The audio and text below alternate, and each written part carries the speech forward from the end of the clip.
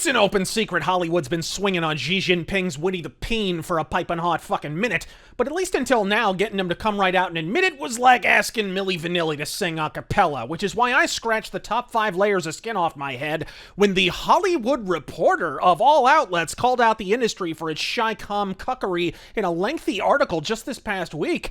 It's only after perusing the contents you can cognize the precise reason why. As articles go, it makes Crime and Punishment look like a dick pill pamphlet, but in brief, the aughts marked over a decade of intense acquisition of American movie studios in a process I've already apprised you all is known in communist Chinese parlance as soft power. Think what Stalin tried and ultimately failed to fucking accomplish in the 1940s version of Hollywood, only this time it actually sort of kind of fucking worked, and Congress were too big of Bolsheviks or paid-off pussies to actually convene House hearings on the subject and send these assholes packing in person. Where's Roy Brewer when you fucking need him, I ask you? The process is simple.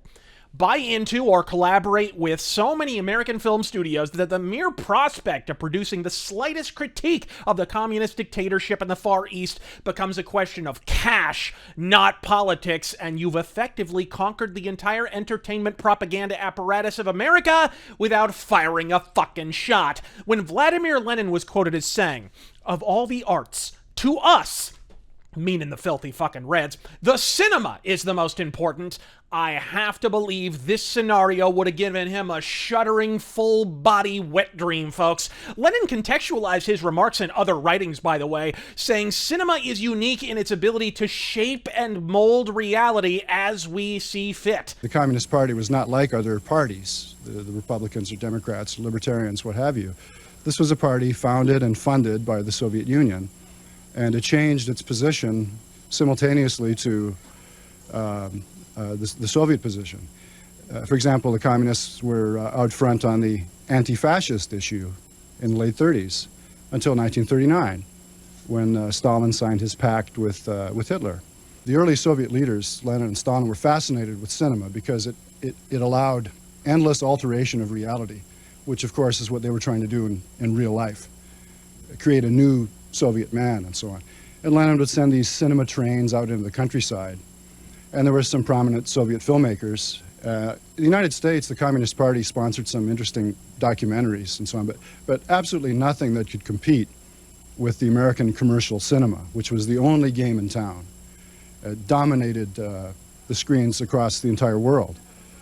So instead of starting their own commercial cinema, why not take over the one that already exists? Is the influx of pumpkin spice socialists invading the video game space starting to come into focus for you yet? And it worked. Obama would have carved his cock off for the CCP, assuming Michelle would let him borrow it for the fucking evening, and we all know the long and storied prehistory of Beijing Biden. Even a half-decade ago, it was outright assumed long-term cooperation with the commies was more or less a matter of when than if. And some in Hollywood clearly still feel the same. But don't believe me, ask the steroidal sentient toupee known as John fucking Cena. 你好，中国，这是叫西娜。我必须说，现在，在《速度与激情9》，我做很多采访，很多，所以在一个采访，我有一个错误。所有人问我，如果我可以用中文，速度与激情9人给我很多资讯 information， 所以很多采访，很多 information， 我有一个错误，我必须说现在就是很重要，我爱更尊重中国跟中国人。我很抱歉对我的错误，对不起，我很抱歉，你必须了解，我很爱，很尊重中国跟中国人，不好意思，再见。No offense, but it sounds like some fucking commie gobbledygook. Even with my meager knowledge of the language, this dude's Mandarin sucks ass through a bamboo shoot. Who's your Chinese instructor, Jerry Lewis? I'd call John Cena a sellout, but anyone who's seen WWE's attendance figures since 2006 knows that's a bold-faced fucking lie. There's something transcendently poetic about the dude who played the Marine prostrating himself for a tyrannical regime to keep his stillborn fucking film career kicking. At roughly the same time, multiple military branches are drumming colonels out of the Corps for criticizing communism. Never mind that he has exactly as much military experience as my fucking dog, and Cicero probably licked fewer balls to get there, by the way. Either way, this single episode brought blinding illumination on the monetary bind betwixt the silver screen and the savage Orient. And then came the coof.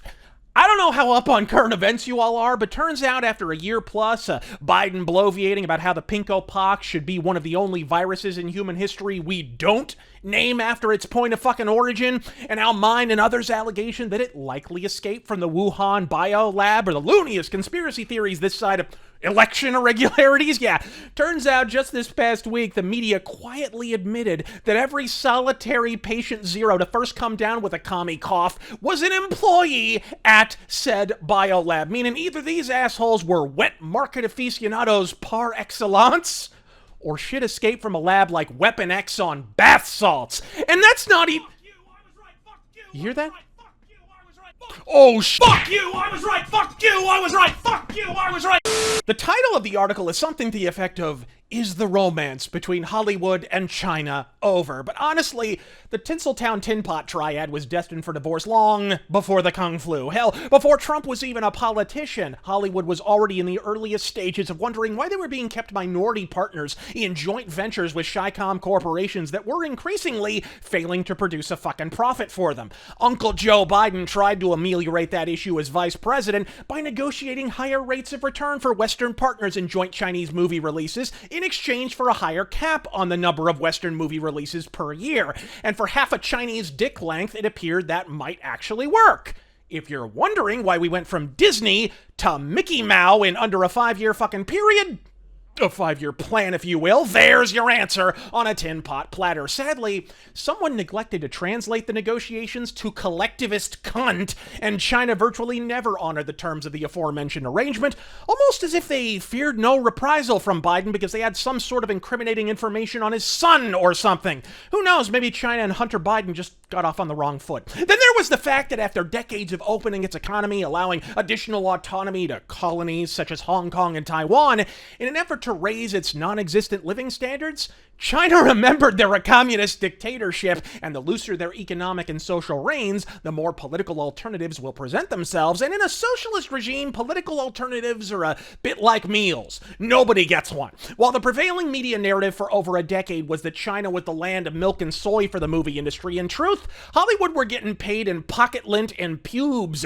Only the most sky-smashing successes yielded anything resembling a profit for the West, and even those sums were about as full-figured as Elliot Page after a decathlon. China never gave a front-flippin' fuck about profit. Watch my Hollywood was always red video and then understand that what we're watching here is Hollywood Party 2.0. Only China have come closer to pulling it off than Russia ever were in their most vivid vodka-induced hallucinations. And now they're fucking it all up by being communist, to the extent that even the Hollywood fucking Reporter feel comfortable calling them out for it. So what's next for a Hollywood already hampered by online streaming, piracy, and the simple fact that cinema has sucked 700 dicks in rapid succession since the late 90s? I mean, the superhero trend is in its final extremity, folks, and it ain't like billion-dollar paydays grow on trees. Just ask Bill Gates' divorce lawyer. While the Vegas odds-on favorite is undoubtedly for them to ride the recent remake phenomenon, I think we all know that's got the staying power of those shitty YouTube channels where random black dudes pretended to like heavy metal for a fucking living. Who knows?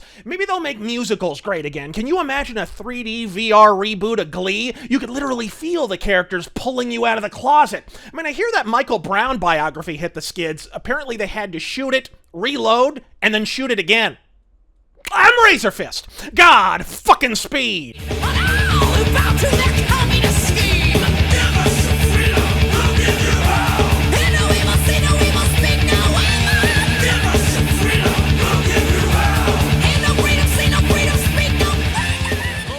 During this time, I'm thinking, this guy is going to be killed any moment now. And if he is, I just can't miss this. This is something that he's giving his life for.